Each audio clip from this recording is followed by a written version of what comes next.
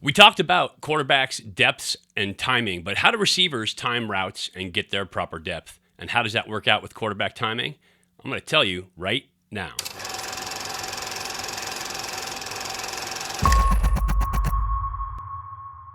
Hey everybody, welcome to Elite Athletes TV. I'm Mike Pawlawski, former 11-year pro and world champion quarterback, as well as quarterbacks coach here at EliteAthletesTV.com. Today I want to talk to you about timing up receiver routes along with quarterback drops so that the whole concept works together and how receivers get to that position. But first, if you love football content, you love talking about play design, offensive football, learning the game, please subscribe to the channel, ring the bell. That way you get notified every time new stuff comes out. Give me a thumbs up if you're ready to learn about receiver play here today. Leave a comment down below. Love to hear some of your thoughts, maybe some videos that you'd like me to create. And please share this video out. My goal here is to help as many young athletes as possible improve in their sport, whether it be football as a quarterback, wide receiver, or all other sports that our world-class coaches coach here at EliteAthletesTV.com.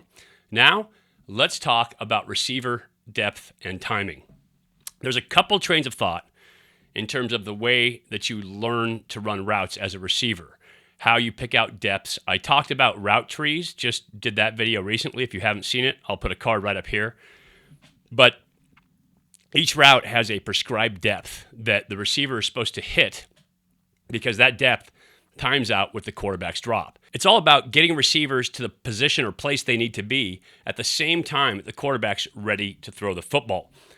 Have you ever watched Dancing with the Stars where you have the professional dancer who's maybe off doing a spin or a twirl or some other thing off to the side, and the dummy that they brought on to teach how to dance, maybe it be a former pro football player or a politician or whatever, is off to the side and he's doing his own thing or her own thing. It's supposed to time up so that they do their own thing separately, but when they get back together, the dance picks up with them as a couple. Well, it's the same idea with the quarterback and receiver, really. You have a allotted route depth that you're supposed to hit, and the quarterback has a certain drop depth that they're supposed to hit, that when they hit their fifth step or third step, whatever step it is, as a quarterback, and they're ready to throw that ball, you are just getting into or coming out of your break. And that's how you beat coverage with that kind of timing. The first way that most people learn how to judge depth and timing is they do it by yard markers. And so let's take a look at a clip I've got real quick. We'll talk about how you do that in terms of yards, and I'll tell you why it's not necessarily the best idea. So let's say you wanted to run an out route. A lot of route trees have it at 10 yards or 12 yards. As a receiver here, you have to figure out, okay, where's 10 yards? So you count down and you get 1, 2, 3, 4, 5, 6, 7, 8, 9, 10. Now, you don't really have a mark on the field to look for, but you're trying to run this out route at 10 yards. Okay, that's one way to have those yards down the field. It can make it difficult, as I just showed you, not having defined marks. Now, the slot may have it easy because they can run down in 10 yards or 10-yard break in because they're right on the hash. But if you don't have that clearly, then you're not going to have purely defined routes. And so that's why, although we want to know what the depth of the breaks are, I'm not a huge fan of running them at specified yards. So the next way, as you advance in your football career, is by steps. And I have coached a lot of youth and high school wide receivers, and I hear them all the time, counting total steps. Counting total steps is a totally valid. Lots of people use it. It's a system that has worked for years. So let's take a look at how that works. We'll use the same exact picture, and we'll talk about counting steps to reach your depth. This time, we're going to run that same out route, but we're going to count steps. And so as a receiver, as I come off a line of scrimmage, I don't have to know where 10 yards or 12 yards is down the field. All I have to know is how many steps do I have to take to get there. And so as I'm counting, it's inside foot is up. So first step is outside. Second step is inside. Third step is outside. Fourth step is inside. Fifth step is outside, and keeps going like that. 6, 7, and then eighth step, here I am at depth. I make my break to the out. Now, using that system, you can run the slant as well. So again, inside foot is up, first step is outside, second step is inside, third step is outside, and I'm running that slant, and you get to that 5-yard mark for the 5-yard slant. Same idea. So counting steps, totally legitimate. It's a good way to do it. You don't need to have hash marks so that you know exactly where your yardages are. You don't have to pay attention to that. You just know that, hey, if I'm running a slant, I need it to go 5 yards. That's a 3-step slant. If I'm running an out and I need it to go 12 yards, that's an 8-step out.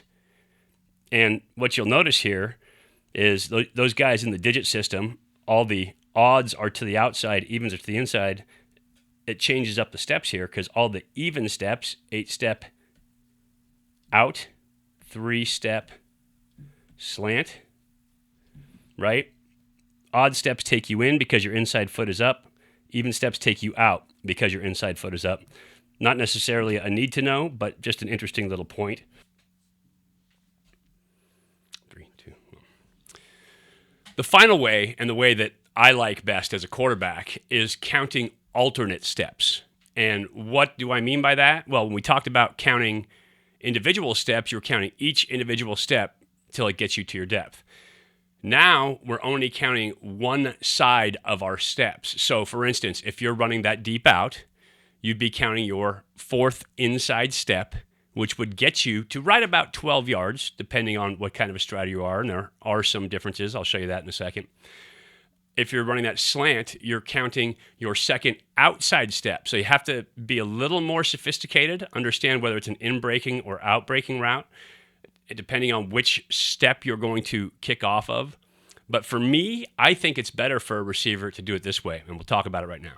Now, if you're just counting alternating steps, this is where I think it allows receivers to think, to react, to move, and to be able to create opportunities because they're only doing half of the processing. If I'm going to run that 3-step slant, 5-yard slant, based on those other mechanics of getting your depth, now I'm going to run it on my 2nd outside step. So if I'm a wide receiver here, I'm going to take one outside step, not going to count this one, but I'm still going to take that inside step, and then my 2nd outside step, that's where I make my break. There's my 5-yard depth. It's supposed to be a 5 there. My 5-yard depth. So I'm right on time, I'm right on depth, and my quarterback's ready to throw. He's probably going to run a quick 3, so 1, 2, 3, quick 3, and he's going to look to stab you the ball right in here somewhere. And you'll probably have a partner route like a quick out, maybe double slants in here to hold that back or keep this safety off. But that's why it needs to time up. Quarterback's going to hit his 3rd step, no hitch, and he wants to rip that ball out there. You better be timed up with your 3rd step as well. Now, if we're going to run that out route, deep out, remember we want that to be at 10 to 12 yards in here. So let's figure 12-yard out will be right back in here. 10 yards is 2 yards short. At college, it's a 12-yard out. So as I make my steps, now I'm going to count my 4th inside step. So first outside step I'm not going to count. I'm going to go 1, 2, 3, 4, boom, and I come out on my speed cut on my out, and I have now timed it out because each one of these steps I'm not counting. In that time where I'm not counting those steps, I can now look at what this DB is doing.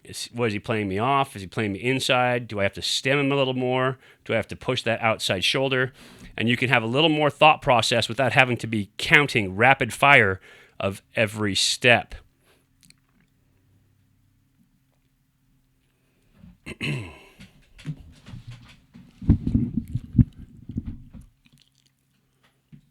3, 2,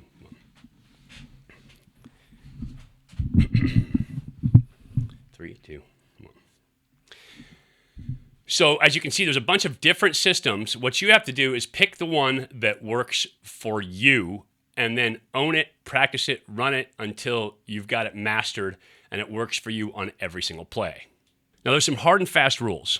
The shorter the play duration, slants, outs, quick outs, those kind of things that are meant to be timing or rhythm throws have to be precise in terms of timing. You want to hit that timing, you want to hit that step, have the quarterback be ready when you're ready to make your break. The deeper routes, like the dig route, the post corner, the comeback. Those routes have more wiggle room to them because the trick there is getting separation. You want to have open field because it's a much longer throw for the quarterback, so you have to have more separation in terms of that ball leaving the quarterback's hand and getting to you as a wide receiver. So with routes like that, although you may use the baseline of alternating steps or total steps, you want to also have a feel for the route. If I'm running a comeback, I want to make sure that I'm going to step on that defensive back's toes, figuratively, not literally, and get them to turn their hips and shoulders. So that way, as soon as they turn their hips and shoulders, now I'm coming back out of my break. Yes, it maybe is supposed to be at 22 yards, and maybe that 22 yards equates to your 8th or 9th inside step, but I also want to make sure that I turn this guy. Couple of the greatest receivers of all time at doing this and knowing when they could push their routes, when they could break down the cushion that DBs had, were Jerry Rice and Andre Rison. They would put all kinds of moves and shakes. They would add extra depth to the route because they knew they had protection to be able to run that route. Now, you can do that on those routes that I described because you have a little extra time. Your quarterback obviously has to have good protection. You guys have to have communicated that, and you guys have to be on the same page, which really leads to my last point here. The trick of all this is to work together, quarterbacks, receivers. Run your routes, go against different looks, and build the chemistry. Understand when that timing is going to happen. Understand when that break is going to happen. As a receiver, understand when your quarterback is going to be ready to throw, and then you have to work within that framework. The trick here is, though, that it's not always hard and fast that it's on that step. If you're playing against, say, off coverage, then yeah, counting alternate steps or counting total steps are going to be perfect. But if you get that press look, it may not be your second inside step because you're going to have to get a release off the line of scrimmage. You're going to have to find a way to gain leverage and get upfield on a slant, for instance. It's supposed to be your second outside step to hit that slant. But if I have to put a shake on the line of scrimmage, I've already made a couple steps. Now I've got to gain leverage, get that inside leverage on the DB, and get upfield. So your route depth may be shorter, but your angle may be higher because you're trying to get into that open window. And so steps count, press man kind of throw you off steps, but you still have to keep that internal clock in your head. Chemistry is essential between a quarterback and a receiver. So work on it. Get better, improve your game. Just wanted to talk a little bit about how you figure out timing between a quarterback and a receiver today and some of the tools that receivers can use to help themselves get open, to help themselves manage the proper depth on every route. Remember, if you come open too early, you're not going to get the ball because you're going to clear through that open window or you're going to allow the defense time to react. If you come open too late, quarterback's already probably checked off and gone somewhere else unless you've built that chemistry that he knows and trusts that you are going to come open. Little quarterback training, receiver training here today as well to help you guys out. If you love football content, subscribe. Make sure you ring that bell. Give me a thumbs up if you understand how to get your route depth better now and the tools you can use. Give me a comment down below. Let me know that this video helped you. And please share this video out to your teammates, friends. Get your offense all on the same page. It'd be fantastic. We do quarterback training, try to improve your football skills and your football IQ here all the time. Appreciate you watching. Talk to you soon.